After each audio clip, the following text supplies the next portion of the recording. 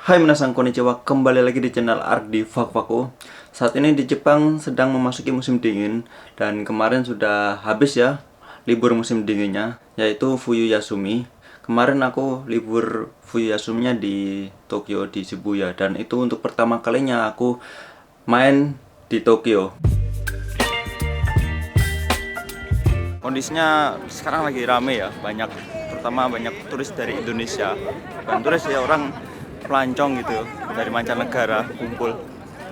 Dan ini banyak sekali ya, dari murid-murid dari Osaka juga ada gitu, main ketemuan. Tapi kebetulan banget ke Akihabara kan, ini mau kemana? Mau ke Shinagawa sih sebenarnya, tapi ya Shinagawa. nanti dulu gampang. Tambah lemu. Gede jaket itu, Wan. Seperti yang kalian ketahui, kalau di Jepang ini ada 4 musim. Musim semi, musim gugur, musim panas, dan musim dingin. Dan sekarang ini musim dingin sedang berada di awalan ya, mungkin ya. Mungkin bulan 2 atau akhir bulan 1 ini akan menjadi musim dingin yang saya ekstrim. Karena beberapa tempat seperti di Hokkaido pasti sudah turun salju. Tapi untuk tempat tinggalku yang saat ini, yang di Shizuoka, tidak ada salju seperti bagian atas seperti Hokkaido. Tapi untuk dingin atau suhunya bisa dibilang sangat bikin kulit kering dan dingin banget meskipun nggak turun salju. Guys, sekarang udah sore, belakang udah mulai lampunya kedip-kedip ya. Itu ada Karena ini tahun baru, jadi banyak anak Indo datang ke sini. ya, anak Indonesia ya terutama. Sekarang lagi banyak anak Jawa Barat. Anak Jawa Barat. Dan setiba sampai Tokyo, yang beda itu ada di suhunya atau mungkin kelembapan. Di Tokyo mungkin nggak salju tapi masih rada-rada hangat, atau mungkin waktu itu karena suhunya memang lagi panas ya. Ketika 3 hari di sana nggak sampai tangan tanpa telinga itu kesakitan. Kita main mungkin kalau kelamaan di luar ya kita masukin tangan ke celana atau ke kantong. Telinga juga nggak masalah, ini nggak sakit meskipun nggak pakai penghangat leher. Tapi waktu kita pulang, kita mau nyampe ke Shizuoka, karena si Shizuoka kan ada Gunung Fuji, salah satu gunung yang atasnya itu ada saljunya kan. Atau mungkin karena Gunung Fuji itu ada saljunya, itu menandakan kalau wilayah sekitar situ sudah termasuk wilayah yang dingin. Ketika kita keluar dari kereta, dinginnya itu terasa banget dan itu sampai menusuk tulang. Ya petangan itu. Kaget. Tengahnya sangat ya.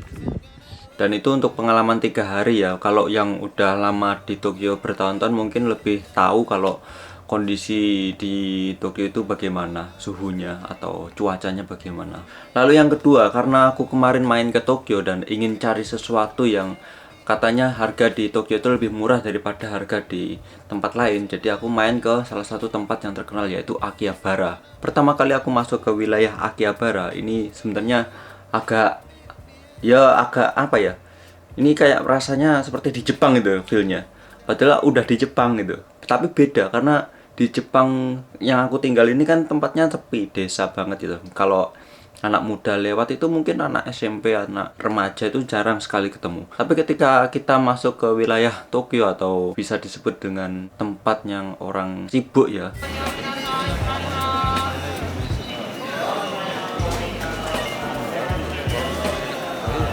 tapi ketika awal masuk sana langsung, waduh aku pengen naik becak itu, aduh aku pengen masuk ke tempat gedung ini loh. Tapi karena kita bareng-bareng ya, kita nggak bisa bebas.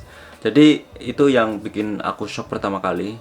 Dan harga barang juga, kemarin untuk harga barang seperti iPhone 13 Pro, memang di tempat lain ya, nggak tahu ya di tempat kalian ada juga atau enggak. iPhone 13 Pro yang aku cari itu di tempat sini nggak ada. Yang ada Pro Max yang harganya itu bisa 14 mang, 15 mang, 16 mang, tergantung kondisi. Dan ketika aku mampir ke salah satu toko yang ada di Tokyo, itu ada yang jualan seperti di tempat kaca gitu, HP-nya terus ditaruh, dipajang harganya sekian dan ada cacatnya sekian, kelasnya A, B, baterainya berapa persen, dan bisa dinego. Langsung ada yang nyamperin, datengin, nawarin, ini ada HP harganya 8 mang 9.000, hampir 9 mang. Saya tawar jadi 8 mang, nggak bisa ternyata. Dia turunin jadi 8 mang 5.000. Itu pun kondisinya masih baterai hampir 100% ya, 98%. Tapi di bingkainya itu ada gizu-gizunya. Karena aku sebenarnya mau cari yang 13 Pro ya, atau kalau nggak ada Pro ya 14 Pro kalau ada. Ternyata yang 14 Pro itu masih langka. Besoknya aku ke Akihabara lagi. Jadi ceritanya dalam 3 hari aku 3 kali ke Akihabara. Di hari kedua aku beli HP yang 13 Pro. Unboxing ya, kita lanjutin.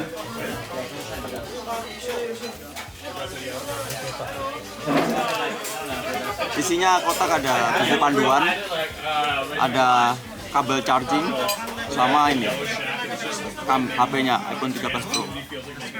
Lihat kameranya. Ini yang serian warna biru ya. Dan ini harganya lebih murah daripada beli di tempat-tempat kayak biasanya, karena ini terdapat box sama isinya. Rekomendasi. Makanya aku cari yang 13 Pro karena harganya nggak sampai angka yang terlalu mahal lah, masih wajar untuk dibeli untuk di tahun 2023 ini.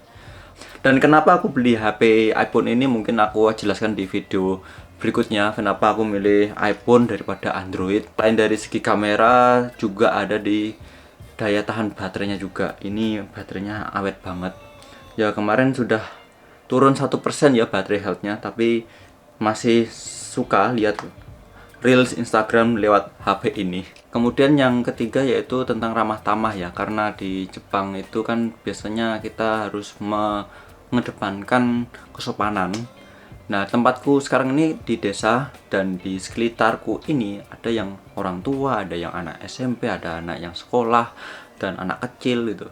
Dan ketika kita aisatsu ke mereka, Ohayo gozaimasu atau konnichiwa, konbawa, mereka kan balas balik itu, Ohayo gozaimasu, konnichiwa, o genki desu ka, hisashiburi desu ne.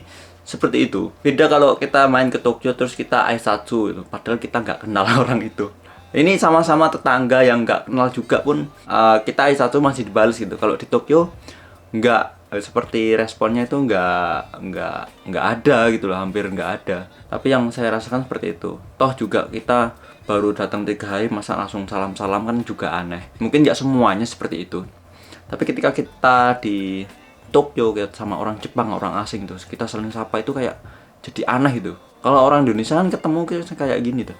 Gitu sambil senyum itu pasti dia ngangguk juga itu, kecuali kalau dia bukan orang Indonesia, mungkin orang Vietnam atau orang Thailand, mukanya agak mirip soalnya. Oke, demikian untuk video kali ini. Terima kasih yang sudah nonton. Thank you buat Mas Darmono yang sudah memperbolehkan kita untuk tinggal di apartemennya. Terima kasih buat teman-teman yang sudah nganterin kita untuk jalan-jalan, nemenin kita jalan-jalan ke tempat-tempat yang sangat menarik. Ini benar-benar pengalaman baru di awal tahun 2023 ini, dan semoga untuk kemudian hari atau mungkin 4 bulan kemudian, 5 bulan kemudian, pas musim haru ya atau musim semi, kita bisa main lagi ke Tokyo. Oke, demikian untuk video kali ini. Terima kasih yang sudah menonton. Like kalau suka videonya, dan sebarkan buat teman-teman yang ingin main ke Tokyo atau mau main ke Jepang. Terima kasih yang sudah menonton. Sampai jumpa di video berikutnya. Salam Genki.